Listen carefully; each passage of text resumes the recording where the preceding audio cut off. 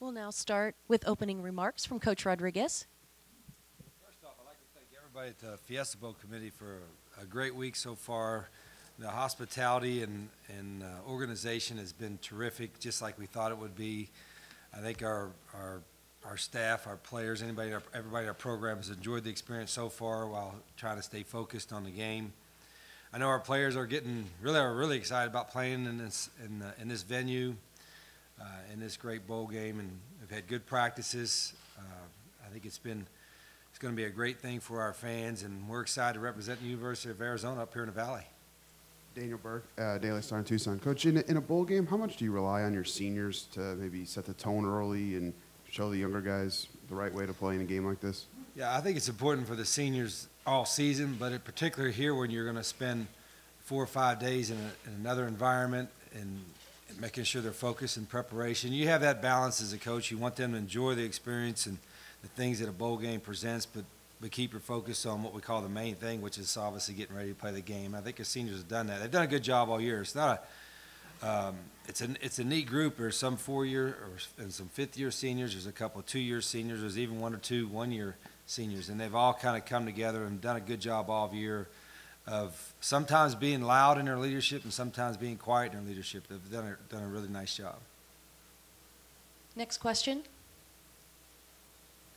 Here in the back on the right. Greg Hansen, Daily Star. Through all the bowl games you've been in, can you get a vibe on the psyche of the team going in?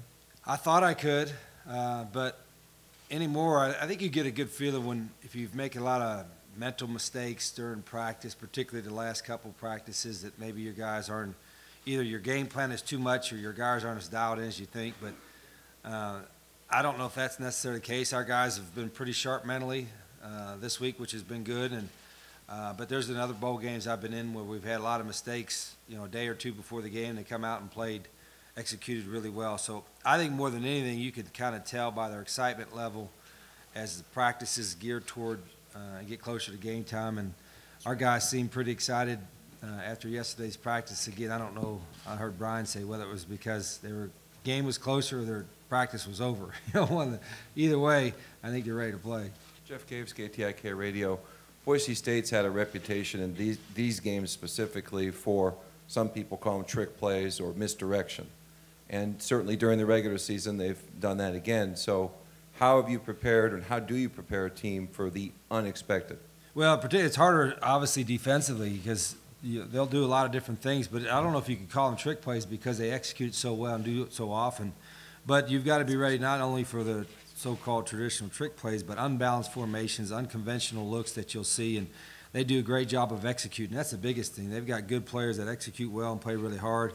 But for a defensive staff, they have to spend a lot of times on formations and possible things that could happen out of it.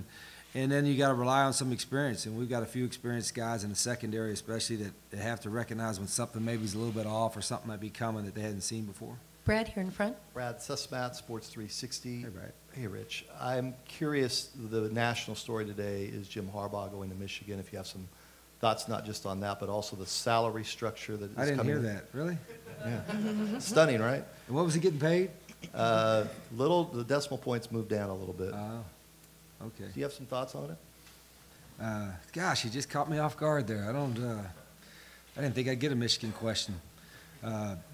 No, I'm happy for Jim, and I think Michigan has great support without question. They've got tremendous fan support, great resources, and it looks like that's what they targeted Jim from probably day one, and I'm probably thrilled that he's coming back. I don't know him, but I know he wins, and he had great success there as a player. He's had great success as a coach, and I'm sure they're excited.